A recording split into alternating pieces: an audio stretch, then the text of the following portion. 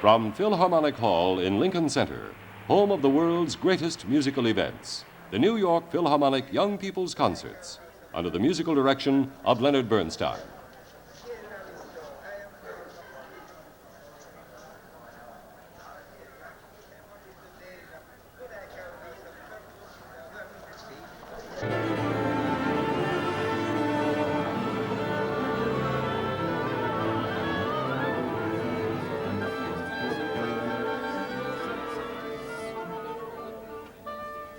And here is Mr. Bernstein.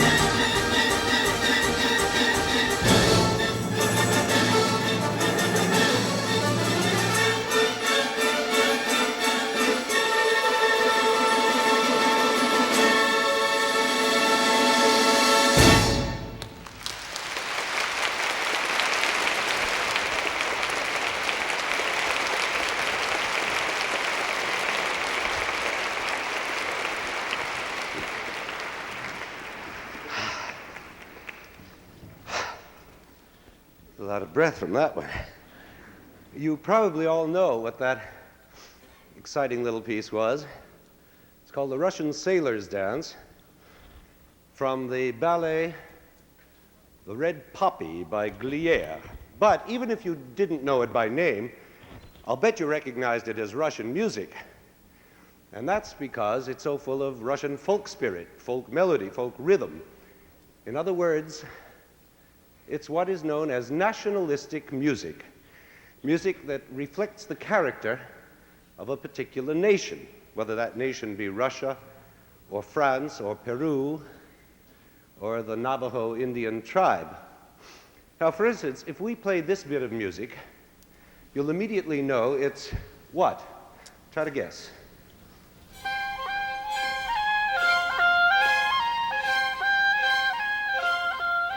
20 guesses.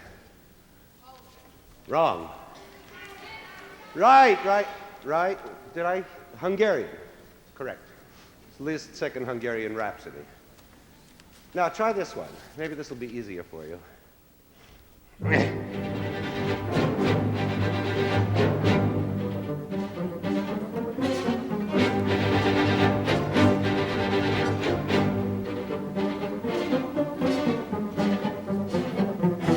What's that? Right. Oh, well, that's easy. Obviously, everybody knew that one. Spanish. All right, that's from a ballet by De Falla. Well, anyway, that's the way music used to be written. Neatly packaged with clear nationalistic labels and tied with colorful native ribbons. But I say used to be. These days, it's a whole other story, especially since the last World War. The most recent music has been getting more and more international. In other words, it's becoming harder all the time to spot what country a really modern piece comes from. For instance, see if you can tell the national origin of this.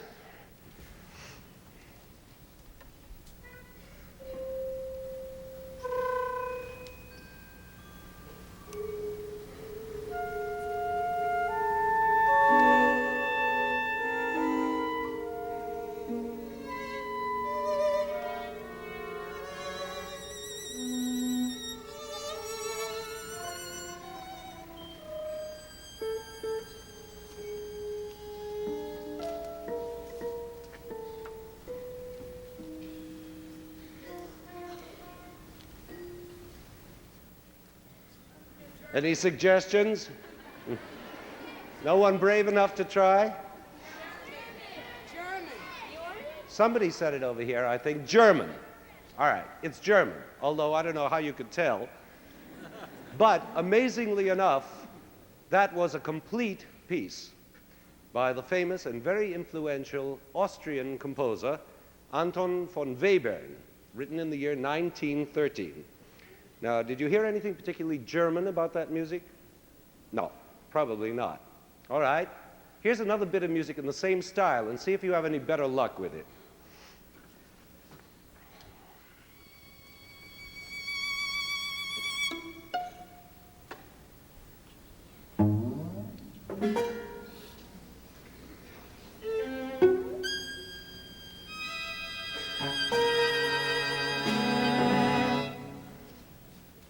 Does that begin to sound any more German to you?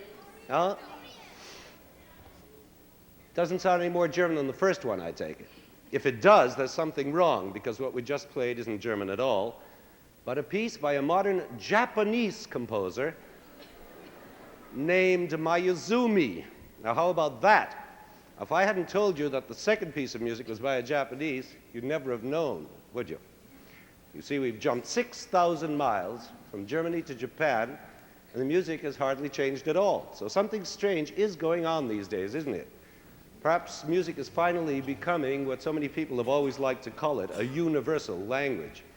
Now, just for fun, listen to this bit of music written in 1948, and see if you can tell what country this is from.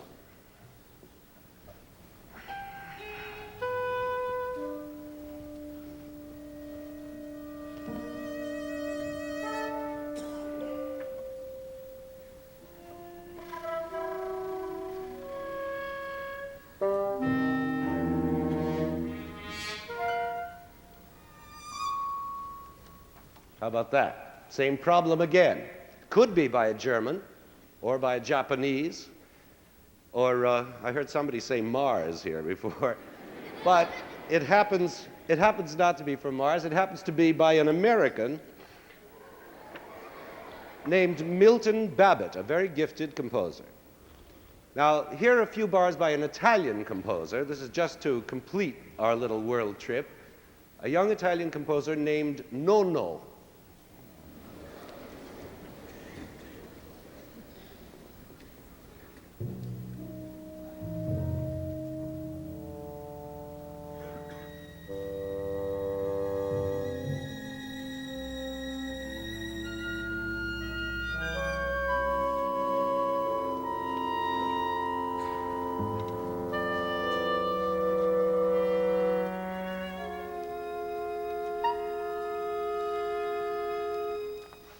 Again, that doesn't sound any more Italian than the Japanese piece did.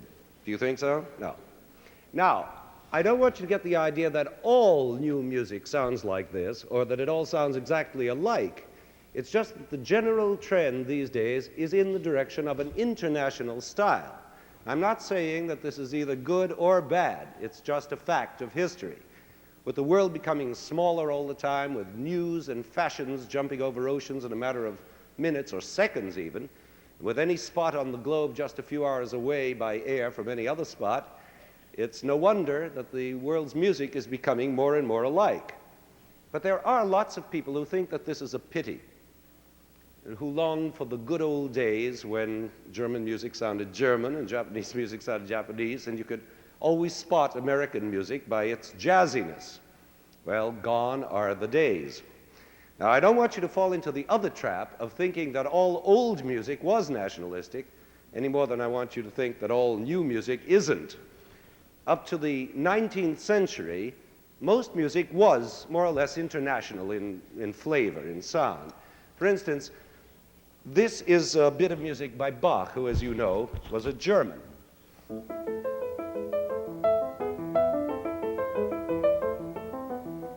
Now, here's a bit of music by Vivaldi, who, as you know, was an Italian.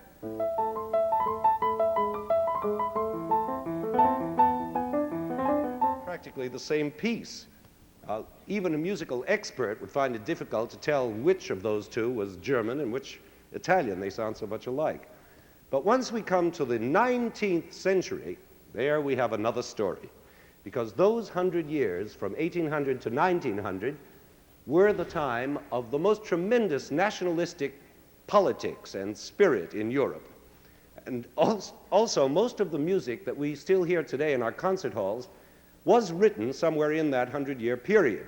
So if you put those two facts together, you get a third fact, which is that most of the music we still hear today in our concert halls comes out of one fiery nationalistic feeling or another from the 19th century. Just think of some of the best-known 19th century pieces that we still hear in our concert halls today, like the prelude to Wagner's opera Die Meistersinger.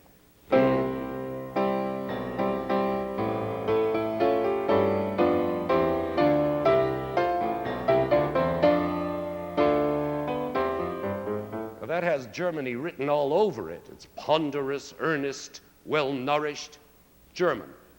And now the same thing is true of almost all the other countries of Europe during that 19th century. This nationalistic feeling was everywhere. For instance, out of Poland came Chopin, who wrote polonaises and mazurkas by the dozen, like this.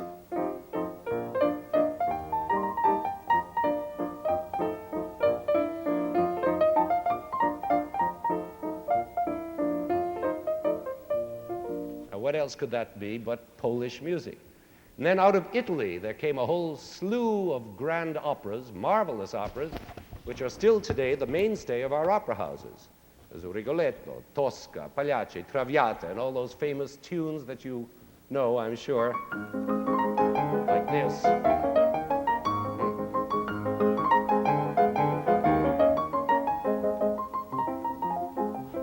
That's Italian music. I mean, how much more Italian can you get? And then, of course, there was Russia, which was bursting with nationalistic composers all through the 19th century. It was Glinka, Borodin, Mussorgsky, Tchaikovsky, with pieces that went like this.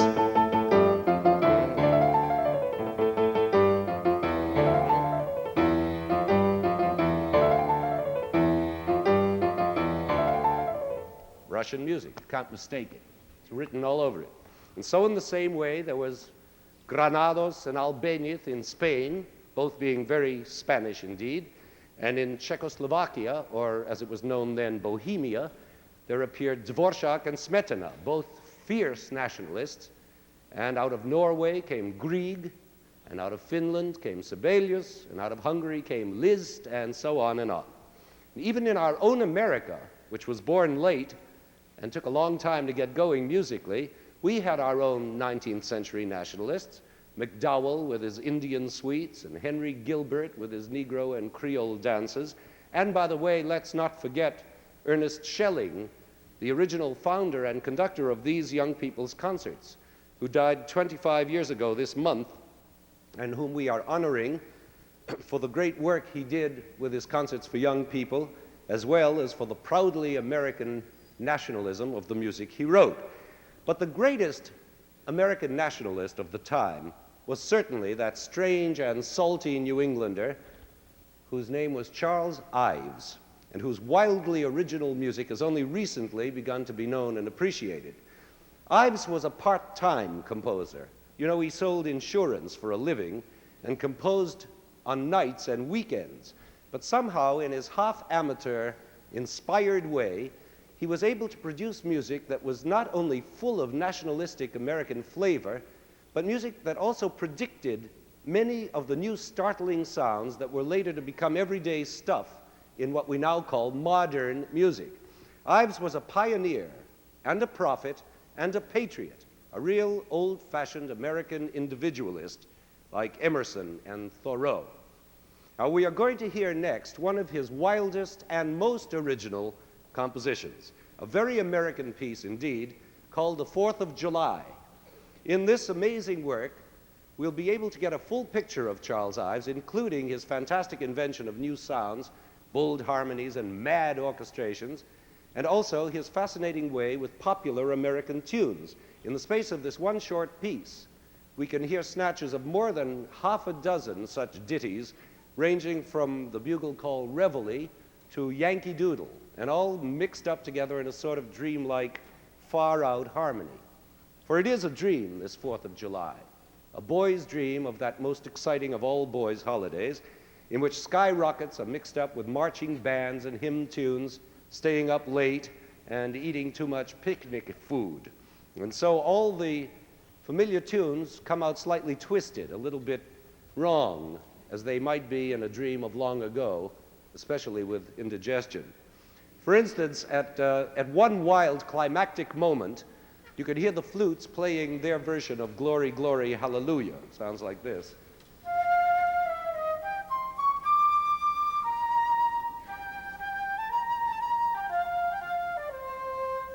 And so on. At the same time, the cornets are, at the same moment, mind you, are blaring out the first part of the tune. Mine eyes have seen the glory of, that sounds like this.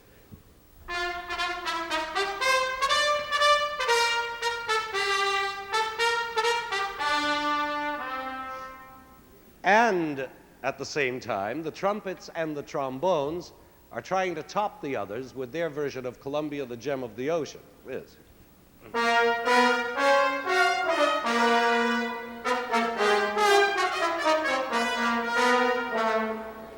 And now that's not just dreamlike, you understand. That's probably the way the local band actually sounded when, quite seriously, when Ives was a small boy in the small town of Reading, Connecticut, they had a local band, which I'm sure sounded like that, and Ives was always trying to recall his own childhood in his music.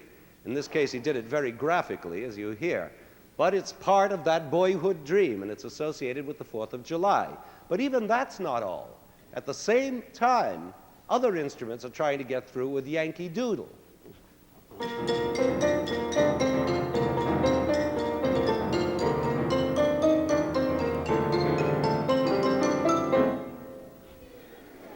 Now, somehow, all those mad tunes go together, tossed around in a feverish memory of drums, fireworks, and church bells. It sounds like this.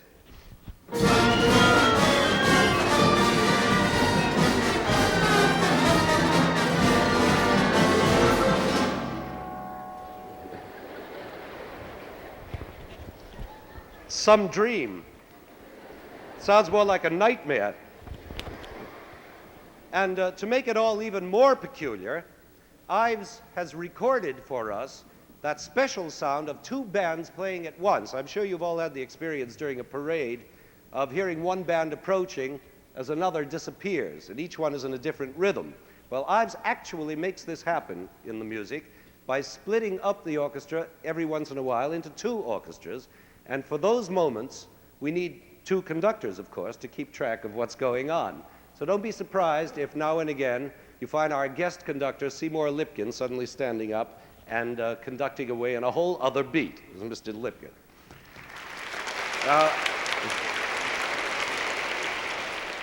This 4th of July by Charles Ives begins in the spooky shadows of the night just before dawn. And you'll hear little bird calls piping in the night and even a rooster crowing for day. And then with the coming of day, the piece gradually builds up by piling one sound on top of another, a march, a hymn, church bells, fireworks, fifes, drums, bugles, until the whole orchestra arrives at one final dissonant shriek, which is supposed to be the skyrocket going off above the town hall. It looks as though the town hall is exploding. And then it all suddenly peters out in a few wispy notes, like waking up from a dream. In fact, you may not even realize the piece is over. The ending is so strange and sudden. So if you hesitate about applauding, Mr. Lipkin and I will understand.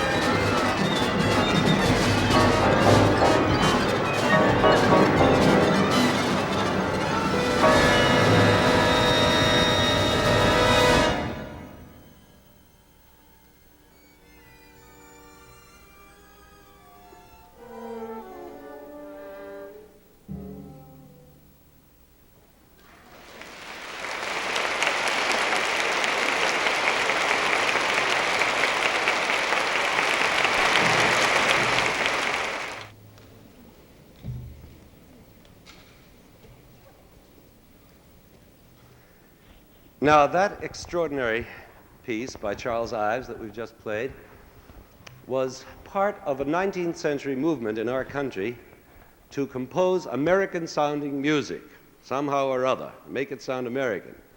And this movement reached its peak in our own century with Gershwin, who, as you know, used jazz as the main nationalistic element in his music instead of patriotic tunes, and with Aaron Copland, who used cowboy tunes and folk songs as his basic nationalistic element.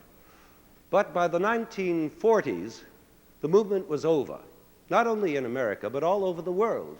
In Germany, for example, the last of the great nationalists was Hindemith, who you may remember we talked about last season, apropos of his death. As you know, he is now dead, as is Mahler, who was the last great nationalist in Bohemia. In Spain, the last great one was De Falla, and he's dead. And in Hungary, it was Bartók, and he is dead. Now, even those great nationalistic composers who are still living are not being very nationalistic anymore, like the Russian Stravinsky or the American Copland, who write in a rather international style these days. So you see, times have changed. We're living now in an international world. And there are people who are convinced that a new period of nationalism is coming, especially in the music of the newer nations like Israel and possibly the newly emerging countries of Africa and Asia. It's possible, but at the moment we're still waiting. And these days, audiences who love to hear the music of a nationalistic kind still have to cast a fond look backwards to the last century in order to satisfy their nostalgia. So we're dependent on 19th century music. And so we're going to spend the rest of this hour playing two choice favorites from the good old days of nationalistic music. Our first stop on this sentimental journey is Spain and the music of Manuel de Falla. We're going to hear a suite from his very famous ballet, The Three-Cornered Hat, a light, humorous work full of Spanish fandangos and flamenco spirit. This music is unmistakably Spanish. The moment you hear a rhythm like this, you know you're in Spain.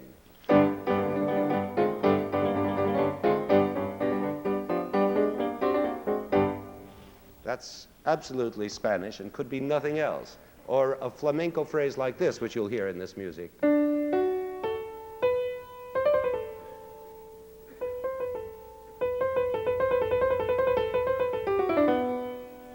Or a dance tune like this one.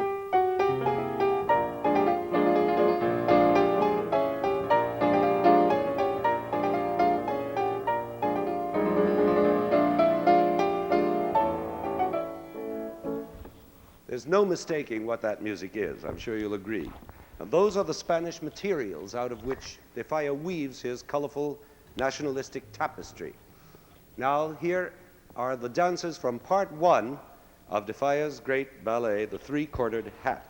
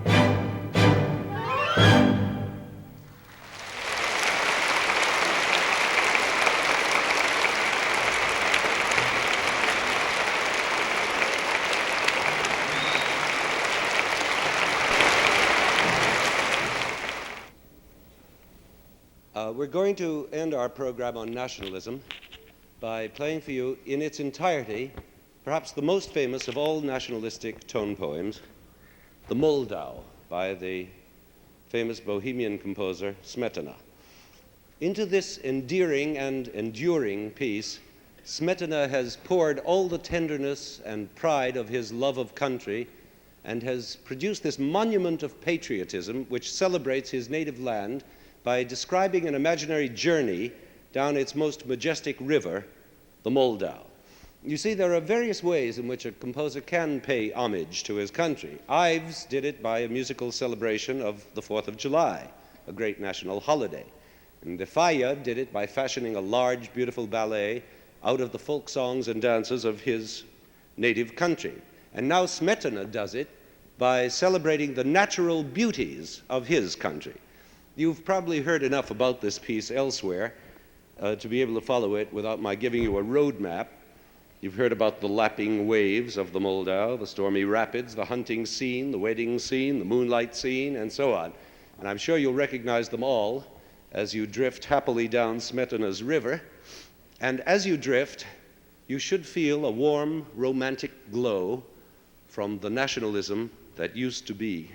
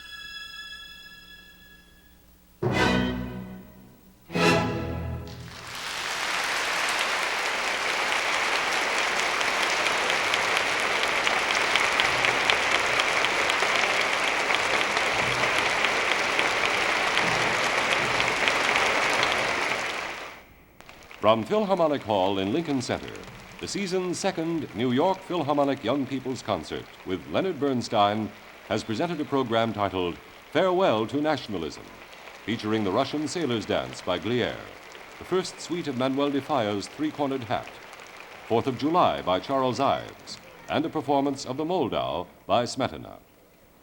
This program was recorded in Philharmonic Hall and was produced and directed by Roger Englander.